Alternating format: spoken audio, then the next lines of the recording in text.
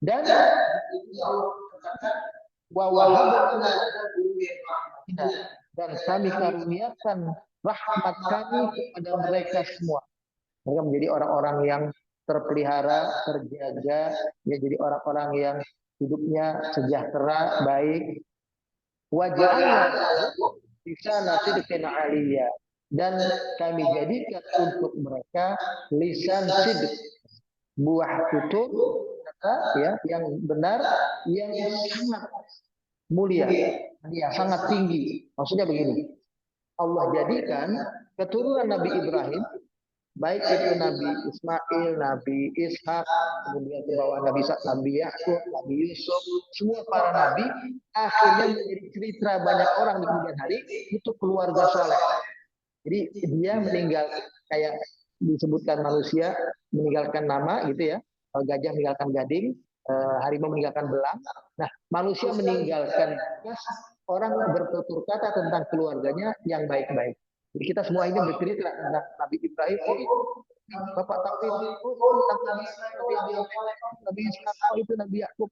Akhirnya mereka semuanya meninggalkan bekas-bekas perjalanan hidup mereka yang begitu agung, begitu mulia, begitu baik. Itu yang disebut dengan waja'alna lahum lisan sidqin aliyya. Kita juga boleh berdoa kepada Allah, ya Allah, waj'alni atau watawaffani lisana sidqin aliyya.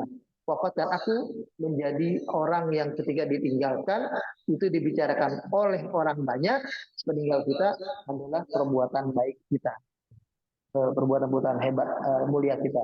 Jadi para jemaah sekalian, inilah kisah Nabi Ibrahim alaihissalam yang diambil sebagiannya. Jadi bukan seluruhnya kan Nabi Ibrahim, kisahnya banyak. Ada yang kisahnya terkait dengan dia diancam dibakar oleh kaumnya, kisahnya mengenal Tuhan, kisahnya menghancurkan berhala-berhala. Tapi yang diambil dalam konteks Maryam ini, kisah Maryam ini di surat Maryam adalah kisah dirinya dengan bapaknya.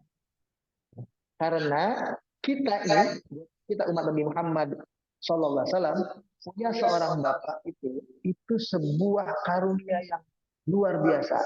Bayangkan Nabi Isa, sosok Nabi, dia terlahir tanpa bapak. Nah, kita yang berarti punya bapak diminta jangan lupa kepada bapak mereka. Dan tetaplah berdialog, bergaul dengan orang tua, walaupun dia orang yang tidak beriman, dengan cara yang beradab, cara yang santun, cara yang berakhlak, dan mungkin justru sikap yang seperti itu jadi dakwah buat mereka, dan mereka jadi tertarik dengan kita. Ya, oh anaknya begitu masuk Islam, kok jadi anak yang baik, kok jadi anak yang santun. Ini tujuannya buat para mu'alaf ini, bahwa Pak, ini dari antara kita yang mu'alaf masuk Islam, hendaklah dia menunjukkan sikap santunnya dalam berkomunikasi dengan ayahnya, dengan ibunya, dan kedua orang tuanya, itu akan meninggalkan dakwah tersendiri.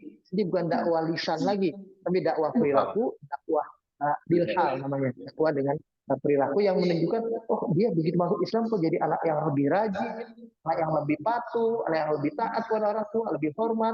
Maka bukan tidak mungkin orang tuanya jadi akan tertarik kepada Islam.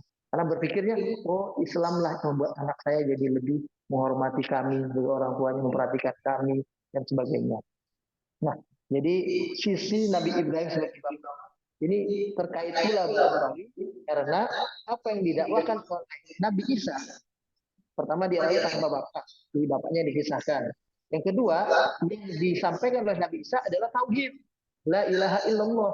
Dan Allah ingin menampilkan bapaknya tauhid itu adalah Nabi Ibrahim. Jadi kita ada salawat Ibrahimiyah, sholli ala Muhammad wa ala Muhammad kama shallaita ala Ibrahim wa ala ali Ibrahim. Nah, itu menunjukkan bahwa Allah memilih kisah Nabi Ibrahim ini itu pas, tepat, karena Nabi Ibrahim adalah sosok yang diteladani oleh Nabi Isa itu sendiri. Ya, Nabi Isa berdakwah tauhid la ilaha illallah itu karena ada contohnya, yaitu Nabi Ibrahim alaihissalam.